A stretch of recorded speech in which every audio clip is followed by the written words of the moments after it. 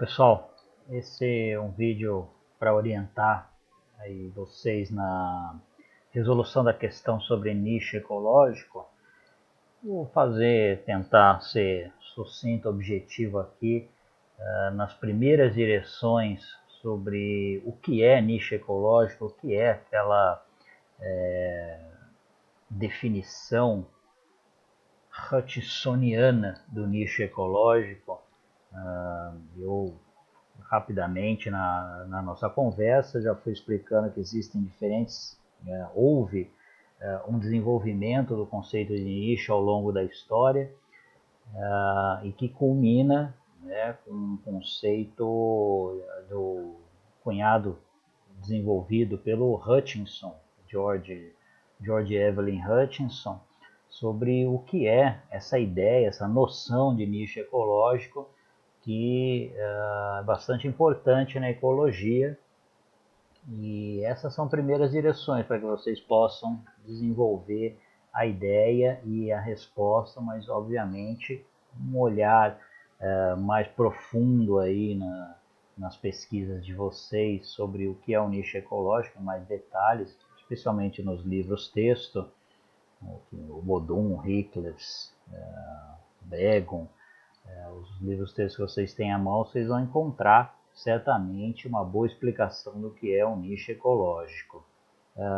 Bom, eu queria começar com a noção mais intuitiva, né, de que a gente, ao olhar para a natureza, ao observar a natureza, isso nós humanos fazemos há muito tempo, se percebe que há padrões de distribuição das espécies no ambiente, né? Aqui só para destacar esse exemplo, são diferentes espécies aí do que se chama um grupo de tunídeos, os atuns, né? Veja que eles se distribuem de forma diferente nos oceanos do planeta. Tunus McCoy tem uma distribuição, Tunus orientalis outra distribuição, Tunus tinus outra distribuição. Então, obviamente, isso nos suscita a questão de como que o que faz com que essas populações tenham sua distribuição limitada, né? Por que Tunus orientalis não está em todos os oceanos, Tunus McCoy? Uma das formas de compreender a distribuição espacial das espécies é através da noção de nicho ecológico. Obviamente, a distribuição espacial das espécies é um fenômeno, né, o resultado de múltiplos fatores, né, e que parte deles é explicado pelo nicho ecológico. De que forma, então? Bom, começando do mais simples até a gente chegar no nicho ecológico em si, o que seria o nicho ecológico, se a gente é razoavelmente intuitivo que a gente pense que as espécies, os organismos, populações, eles têm faixas de tolerância para diferentes parâmetros ambientais, variáveis ambientais, né? E há limites de tolerância, né? Nós, por exemplo, se a gente pensar em nós mesmos, nós temos uma faixa de tolerância para a temperatura. Temperaturas muito altas começa a ficar desconfortável, né? Temperaturas muito baixas também começa a ficar desconfortável. A gente tem uma faixa de tolerância, tem uma faixa de temperatura que nós, enquanto indivíduos, nos sentimos bem, certo? Isso é uma visão individual de faixa de tolerância. Obviamente, as populações, né, se a gente pensar nas populações humanas, elas também têm faixa de tolerância, né, assim como as espécies. Então, há locais em que é muito quente para as populações humanas se desenvolverem, prosperarem, né? Outros lugares é muito frio para que as populações humanas prosperem. Então a população humana se distribui em uma determinada faixa do globo, onde há uma temperatura ótima para que aconteça efetivamente colonização e que as populações humanas perseverem, né? Óbvio que quando a gente pensa em ser humano, tem toda a questão cultural e de como o ser humano também consegue driblar as dificuldades ambientais. Então, mas pensando nas populações humanas, ainda assim há limites que nós não conseguimos enfrentar, né? Você olha para as populações humanas, elas têm uma faixa de ocupação do globo, os polos é altamente despovoado, efetivamente porque uma das razões é a temperatura muito baixa, muito fora da nossa faixa de tolerância natural, né? Ainda que sim, existam humanos que vivam ali em altíssimas latitudes, muito próximas do polo, né? Mas isso olhando para as populações naturais, não humanas, isso acontece da mesma forma. Existe uma faixa onde a população, né, olhando aqui este gráfico, então, na faixa ótima dos parâmetros ambientais, você tem a população, né, em maiores números, né, populações mais densas, mais numerosas, né, e à medida que vai que a população, a espécie vai se distanciando dessa faixa ótima, né, para um determinado parâmetro ambiental, a população não é que ela simplesmente desaparece, né, ela vai lentamente declinando, certo? Obviamente que dependendo do parâmetro ambiental é mais categórico. Se tem uma coisa, né, a população está presente. Se tem um determinado elemento ambiental, a população está presente. Se não tem, não está presente, né? Mas para boa parte dos parâmetros ambientais há uma curva, né, que se forma de tamanho populacional em relação à variação dos parâmetros ambientais, né? Então, em temperaturas altas, a população está além da zona de tolerância da população, né? À medida que a gente vai se aproximando do ótimo, a população vai conseguindo se estabelecer, ainda que em números menores, né?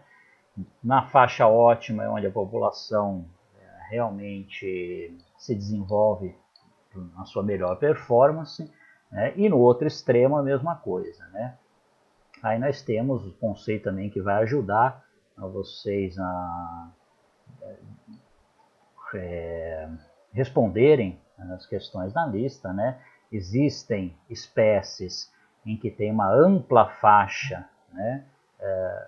Toleram uma ampla faixa de variação de determinados parâmetros ambientais, né? Por exemplo, temperatura, nesse caso, tá? E outras espécies cuja variação tolerável é muito pequena, né? Por exemplo, né, essa espécie aqui, cujo ótimo varia nessa faixa de temperatura mais alta. No outro extremo tem outra espécie que também tem uma estreita faixa, tolera uma estreita faixa de variação dessa variável temperatura, mas mais para o lado do frio, né, da baixa temperatura, enquanto essa outra espécie é um exemplo de ampla faixa de tolerância. Tá? Então é aquela ideia do steno e do euri, né? Os stenos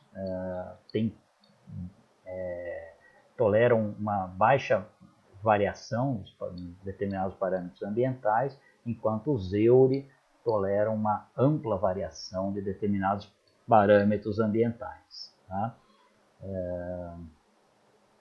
Muito bem, só que não é só a temperatura que regula a distribuição das espécies. A gente usa a temperatura porque é uma variável extremamente importante, né? A gente está discutindo isso ao longo do semestre da organização da vida. como as mudanças climáticas, especialmente aquelas que estão afetando os oceanos, mares e oceanos, está determinando, né, mudanças importantes na vida marinha. A gente viu que temperatura é uma variável muito importante, pH é outra variável importante, certo? Mas também não é só temperatura e pH, salinidade também determina a distribuição das espécies. Pensem num ambiente estuarino, por exemplo, né? Determinadas espécies são mais de característica marinha, toleram uma salinidade mais alta à medida que vai adentrando o estuário. A população dessas espécies mais marinhas vai diminuindo, porque a salinidade vai caindo também, né? E à medida que a salinidade vai caindo, começam a aparecer outras espécies cuja faixa de tolerância é mais de água doce, né? No outro extremo do estuário a gente vai ter outras. Então, há um conjunto, né, de parâmetros ambientais que faz com que limitam a distribuição das espécies, né? As espécies estão limitadas à distribuição onde esses parâmetros, o ambiente oferece, né, as condições ambientais para que essas espécies se estabeleçam e prosperem, né? E afinal, o que é nicho ecológico? O nicho ecológico é o que emerge do conjunto total de parâmetros que faz essa limitação, que constrange a distribuição das populações de espécies no ambiente. Então, o nicho ecológico ele é a combinação de condições ambientais, bióticas e abióticas nas quais as populações se desenvolvem. Tá? Para chegar exatamente no modelo hutchinsoniano, temos aqui, né? Veja aqui nessa figura como nós podemos observar, né, diferentes parâmetros ambientais, né, com a distribuição, né, do tamanho populacional ao longo de uma faixa de gradiente ambiental, por exemplo, temperatura, aqui pH, aqui salinidade. Se a gente for colocando cada vez mais variáveis aqui e observando que essas variáveis também descrevem, né, uma figura próxima a essa que aqui está representada, quando a gente colocar infinitos parâmetros, a gente vai ter uma figura como essa, né? Uma figura multidimensional, um hipervolume, né? Que é formado pela combinação de N parâmetros ambientais. Não de 1, 2 ou 3, estamos falando de quase que infinitos parâmetros ambientais que modelam, constrangem e regulam essa distribuição das espécies no ambiente. E esse é o famoso nicho multidimensional, ou próprio senso de nicho que o Hutchinson coloca, né, desenvolveu e o campo da ecologia adotou esse conceito de nicho aqui. Como é que então a gente chega nesse nicho multidimensional? Observando que cada variável contribui, né, um pouquinho para a formação deste hipervolume, cada variável ambiental, né?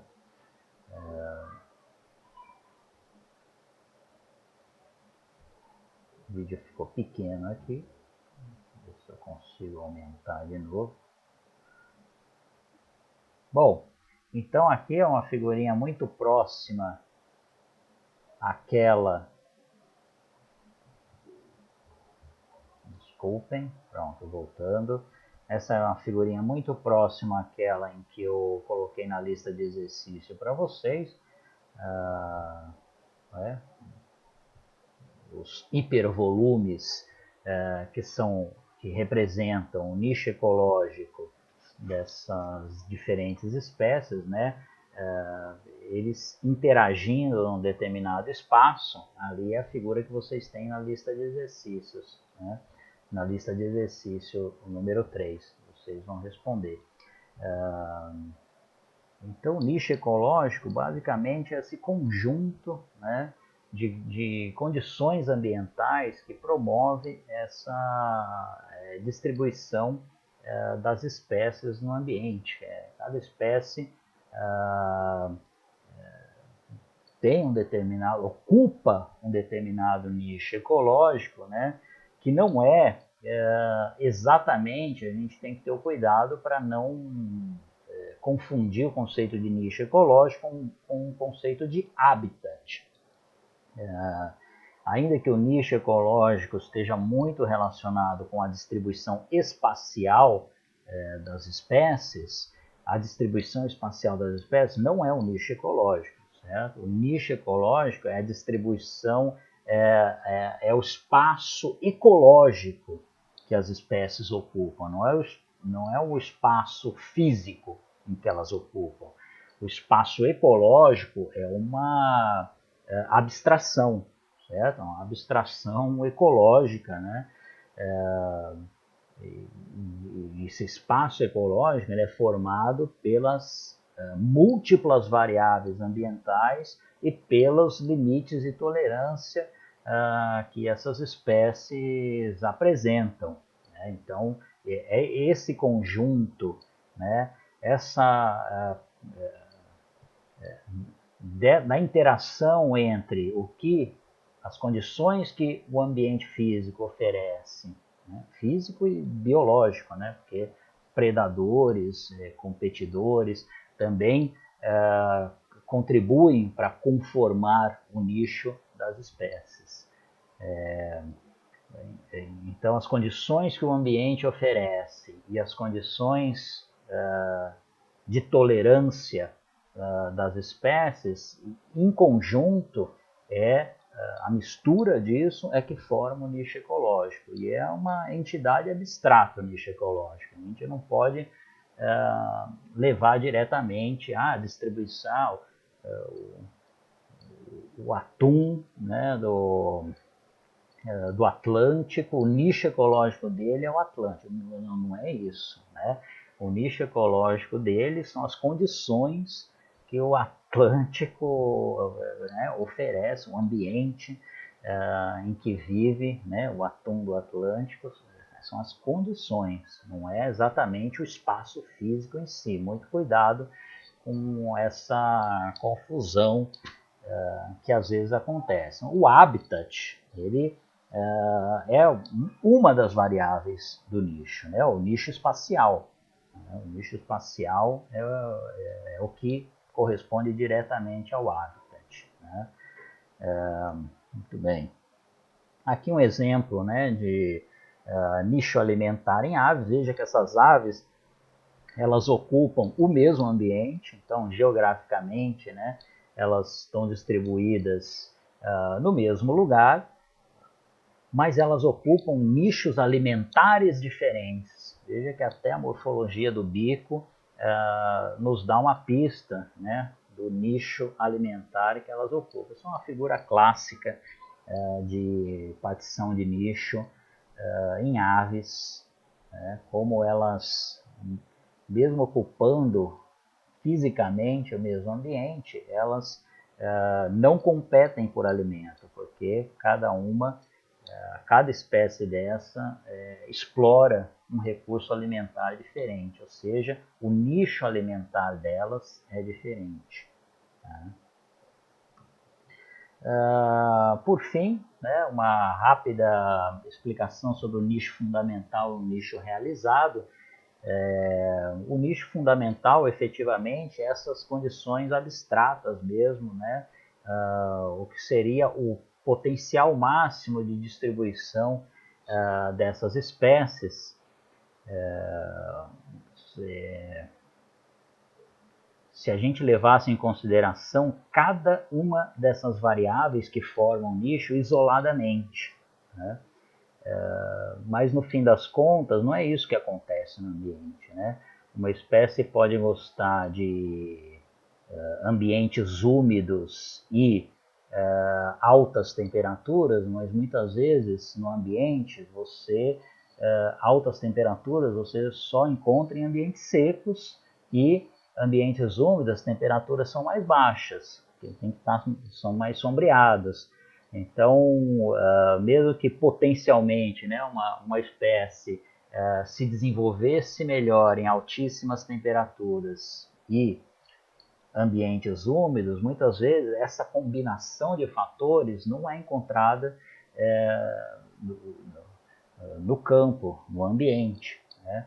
Então, o que acontece, na verdade, é que as espécies têm um nicho fundamental, um nicho potencial, que seria, né, isoladamente, olhando essas diferentes variáveis, o máximo, né, de produção, de população, as maiores populações, as melhores condições para que houvesse maior prosperidade dessas populações no ambiente, mas o nicho realizado é aquilo efetivamente que é possível acontecer, porque é o que oferece o ambiente. Então, há muitas vezes conflito entre variáveis, né? O nicho realizado é efetivamente o resultado da sinergia entre todas essas variáveis, né? E muitas vezes, né, aquele potencial que aquela espécie tinha de distribuição, se a gente olhasse as variáveis isoladamente, quando a gente olha o conjunto de variáveis e a interação sinérgica entre essas variáveis ambientais, aí sim que a gente tem o nicho realizado. Uma forma interessante de olhar o nicho realizado é quando a gente coloca, mas não é exclusivamente isso, quando a gente pensa na interação entre espécies, né? Muitas vezes uma espécie tem um potencial de uma distribuição bastante ampla numa determinada área, mas se ela tivesse sozinha, ela se distribuiria amplamente nessa área. Como há interações com outras espécies, muitas vezes outras espécies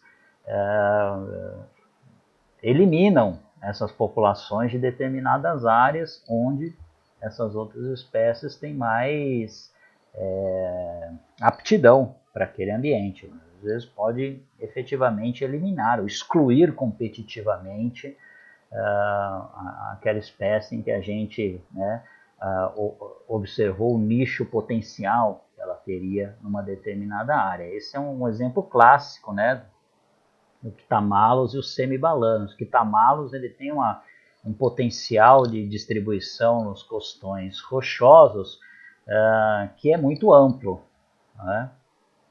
Aqui é o nicho, deixa eu puxar um pouco mais para cá para conseguir usar a flecha. Aqui é o nicho fundamental do Quitamallus, certo? Se ele estiver sozinho no costão rochoso. O caso é que ele não está sozinho no costão rochoso normalmente, né? Mas ele está muitas vezes acompanhado por outro tipo, né, de craca, que é os semibalanos, né? O nicho fundamental dos semibalanos é aqui, né, descreve uma distribuição, de acordo com as condições ambientais encontradas em costões rochosos, descreve uma distribuição ambiental aqui mais para baixo, certo? E o Quitamallus poderia ocupar tanto as porções superiores do costão rochoso como as de baixo também. Mas você vai no costão rochoso, você vai ver que o Quitamallus está principalmente na parte de cima e os semibalanos na parte de baixo. Por quê? Os semibalanos, ele compete, né, mais agressivamente aqui pelo espaço, né, e exclui o Quitamallus de tal forma que o nicho realizado do Quitamallus fica normalmente na parte superior do costão, né? Ainda que ele tivesse potencial para ocupar todo o costão rochoso, de cima a baixo, os semibalanos ocupa sempre a parte de baixo e empurra as populações de Quitamallus aqui para cima. Então o nicho realizado do Quitamallus fica aqui mais para cima E dos semibalanos, como ele é melhor competidor, ele consegue ocupar todo o nicho fundamental dele. O nicho realizado dele é todo o nicho fundamental. Então isso já dá pistas também sobre as questões que vocês vão ter que refletir sobre nicho ecológico, competição, porque a questão traz algumas